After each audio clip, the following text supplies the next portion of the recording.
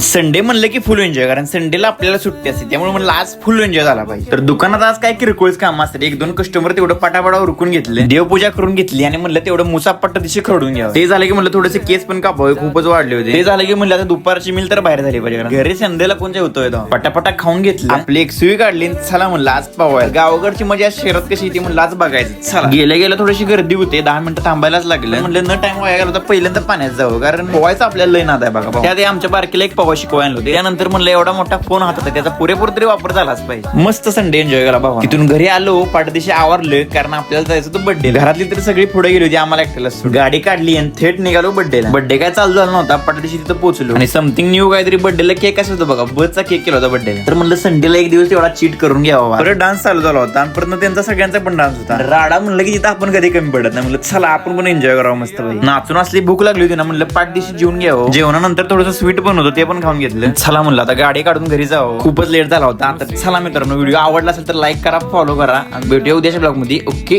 Bye. चला.